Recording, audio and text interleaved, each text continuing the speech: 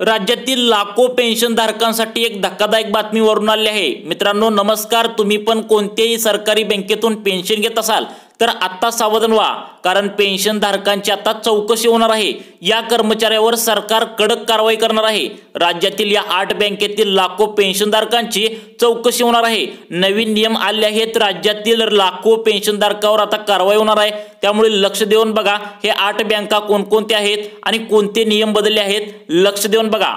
राज्यातील टोटल 8 बँकांना हे आदेश दिले आहेत। मग हे 8 बँका कोणत्या आहेत आणि तुम्ही जर सरकारी पेन्शन घेत असाल तर पुढील 5 मिनिटे वेळ काढून व्हिडिओ नक्की बघा, कारण या व्हिडिओमध्ये कारवाई होणाऱ्या 8 बँकांची नावे सांगणार आहे। म्हणजे 8 बँकांमधील जे कोणी कर्मचारी असतील, पेन्शन घेत असतील, त्या 8 बँकांची नावे सांगणार आहे। लक्ष देऊन बघा आणि कोणकोणते नियम बदलले आहेत सर्व डिटेल्स मध्ये सांगणार आहे। त्यामुळे तुम्ही जर पेन्शन घेत असाल तर व्हिडिओ पूर्ण बघा, कारण तुमच्यासाठी महत्त्वाची बातमी आहे। बघा, आताच्या घडीची सर्वात मोठी ब्रेकिंग न्यूज अशी आहे की पेन्शन संदर्भात गैरव्यवहाराबाबत अपडेट आले आहे।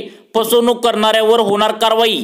आता तुम्ही जर पेन्शन घेत असाल तर तुमच्यासाठी सावधानीचा इशारा आहे। आता सरकारने यावर दखल घेतली आहे की जे कोणी फसवणुकीच्या मार्गाने सरकारी पेन्शन घेतात त्यांच्यावर मोठी कारवाई आणि दंड होणार आहे। बघा, आता यामध्ये कोण कोण असणार आहे, यामध्ये 8 बँकातील कोणकोणते कर्मचारी असणार आहे, वरून काय नियम आलेत, लक्ष देऊन बघा।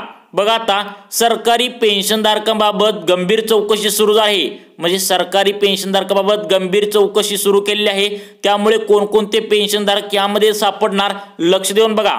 सरकारकडे वृद्धकाळात म्हणजे म्हातारपणात, निवृत्ती वेतनात फसवणुकीच्या तक्रारी सातत्याने येत असल्याचे हे पाऊल उचलल्याचे म्हणले आहे। म्हणजेच म्हातारपणात ज्या लोकांना पेन्शन मिळते त्यातील काही जण असे वृद्ध नागरिक आहेत जे सरकारला फसवून सरकारी पेन्शनचा लाभ घेत आहेत। त्यामुळे यांच्यावर आता तात्काळ मोठी कारवाई होणार आहे। त्यांना तुरुंगाची हवा देखील खावी लागणार आहे। बघा, आता असे कोणी नागरिक आहेत जे सरकारला फसवून जे काय असेल ती पेन्शन घेत आहेत, अशावर सरकार आता थेट कारवाई करणार आहे। बघा, मिळालेल्या माहितीनुसार 3.5 म्हणजे 3.5 लाखाहून अधिक निवृत्तीधारक अजूनही निवृत्ती वेतनाचा लाभ घेत आहेत। मात्र गेल्या काही वर्षापासून या आकडेवारीत कोणताही मोठा बदल झालेला दिसत नाही। वित्त विभागासाठी हा चिंतेचा विषय बनला आहे। समोर आलेल्या माहितीनुसार टोटल 3.5 लाख वृद्ध नागरिक 3 वर्ष झाले लाभ घेत आहेत। वृद्ध नागरिक जे आहेत ते 3.5 लाख जे आहेत नागरिक 3.5 लाख आहेत ते 3 वर्ष झालं लाभ घेत आहेत। त्यामध्ये आता सरकारला प्रश्न असा पडलाय की गेले मागील 3 वर्षापासून जे वृद्ध नागरिक पेन्शन घेत आहेत त्यामधील कोणच कमी झालेलं नाही। बघा, सरकारला प्रश्न पडलाय की कोणच कमी झालं नाही।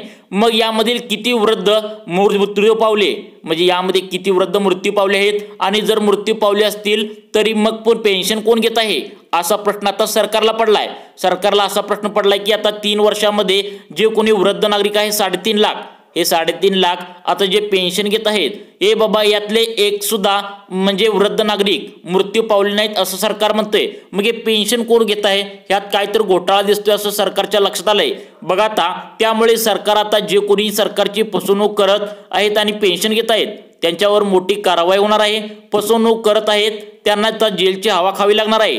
यामध्ये सरकारने 8 बँकांचा समावेश केलेला आहे। म्हणजे या 8 बँकातील जे कोणी कर्मचारी असतील जे पेन्शन घेत आहेत, बघा त्या बँकांना कोणते आदेश दिलेले आहेत, नियम वरून काय आलेले सविस्तर बातमी आहे, लक्ष देऊन बघा। बघा, आता समोर आलेल्या माहितीनुसार ज्यामध्ये सुमारे 25,000 ते 35,000 पेन्शनधारकांना संसदेच्या भोवऱ्यात ठेवण्यात आले आहे। सरकारने पेन्शनधारकांच्या नोंदी आणि त्यांची कागदपत्राची छाननी करण्याचा निर्णय घेतला आहे। त्यामुळे पेन्शनधारकांना टेन्शन आले आहे।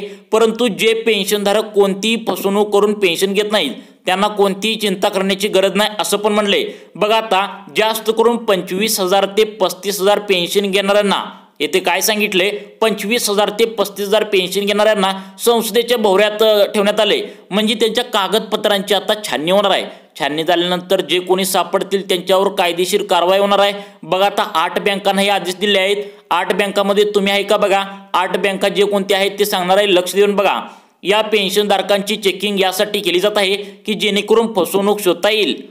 आता वर्ग 1 ते वर्ग 4च्या सर्व कर्मचारी म्हणजे क्लास 1 ऑफिसर पासून क्लास 4 ऑफिसर पर्यंत तुम्हाला सर्व सरकारी कर्मचाऱ्यांची तपासणी करण्यात येणार असून यामध्ये अनियमितता म्हणजे चुकीचं काय आढळल्यास आता तुम्हाला यावर कायदेशीर कारवाई करण्यात येणार आहे।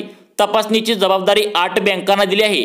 पेन्शन धारकाच्या 8 वेगवेगळ्या बँकेमार्फत पेन्शन दिली जाते। बघा 8 बँका त्या कोणत्या असणार आहेत लक्ष देऊन बघा। तुम्ही या बँकेमध्ये आहे का आणि तुम्ही यामध्ये काय सापडताय का लक्ष देऊन बघा। सरकारने या बँकेवर पेन्शन धारकांची तपासणी करण्याची जबाबदारी आता सोपवली आहे। सर्व पेन्शन धारक जिवंत आणि त्यांची KYC कागदपत्रे अद्ययावत आहेत याची खात्री करण्यास बँकांना सांगण्यात आले आहेत। बघा आता मी तुम्हाला याबद्दल कालच एक व्हिडिओ बनवला होता। जे जीवन प्रमाणपत्र ते तुम्हाला नोव्हेंबरच्या 30 तारखेच्या आत सादर करावे लागते। तर तुम्ही सादर केलं पाहिजे। यावरून असं समजते की पेन्शन धारक जो पेन्शन घेत आहे तो जिवंत आहे की नाही त्यासाठी जीवन प्रमाणपत्र सादर करावे लागते। त्यामुळे तुम्ही सांगितलंय मी काल पण आणि आज पण सांगतो 30 नोव्हेंबर जे आहे लास्ट तारीख याच्या आत तुम्ही ज्या बँकेमधून जे तुम्ही पेन्शन घेता त्या बँकेमध्ये जीवन प्रमाणपत्र तिथं सादर करायचं आहे। तुम्ही लवकरात लवकर सादर करा। बघा आता सगळ्यात महत्त्वाचं तुम्हाला सांगतो या 8 बँका ज्या आहेत या 8 बँकांना आदेश काय दिलेत बघा की पेन्शन जे कोणी घेत आहेत त्यांची कागदपत्रे डिटेल्समध्ये चौकशी करण्याचे आदेश दिलेत। त्यामधील पहिली बँक आहे बँक ऑफ बडोदा। तुम्हाला माहित असेल बँक ऑफ बडोदा। आता दुसरी बँक सगळ्यांचं त्यामध्ये जास्त करून खातं असतं ती बँक ऑफ इंडिया। बघा आता आपल्या महाराष्ट्रामधील बँक तिसरी आहे ती बँक ऑफ महाराष्ट्र। चौथी बँक आहे कॅनरा बँक। पाचवी बँक आहे सेंट्रल बँक ऑफ इंडिया। लक्षात ठेवा लक्ष देऊन बघा सेंट्रल बँक ऑफ इंडिया। सहावी बँक आहे यामध्ये सुद्धा बऱ्याच जणांचं पेन्शन येत असते इंडियन बँक। सातवी जी बँक आहे ती म्हणजे पंजाब नॅशनल बँक। आठवी जी बँक आहे ती म्हणजे स्टेट बँक ऑफ इंडिया। 99% लोकांचं खातं या स्टेट बँक ऑफ इंडियामध्ये असतं। त्यामुळे या बँकेमध्ये जाऊन त्यांनी हे तपासणी होण्याच्या आधी पेन्शन धारकांची जी कारवाई करण्याची जी मोहीम चालू आहे याच्या आधी तुम्ही 30 नोव्हेंबरच्या आत तुमचं जीवन प्रमाणपत्र सादर करायचं आहे। ते केल्यानंतर तुमच्या कारवाईला त्यांच्या लक्षात येतं की व्यवस्थित आहे की नाही। जे कोणी फसवणूक करून पेन्शन घेतात ते जीवन प्रमाणपत्र सादर करतच नाही त्यांच्यावर तात्काळ कारवाई होऊ शकते। बघा आता लक्ष देऊन या बँकांना सरकारने या बँकेवर पेन्शनधारकांची तपासणी करण्याची जबाबदारी सोपवली आहे। म्हणजे 8 बँका या आहेत या बँकावर जबाबदारी काय सोपवली तर पेन्शनधारकाची तपासणी कागदपत्रे व्यवस्थित चेक करायला यांच्यावर जबाबदारी सोपवली आहे। बघा नियम काय आहेत लक्ष देऊन बघा।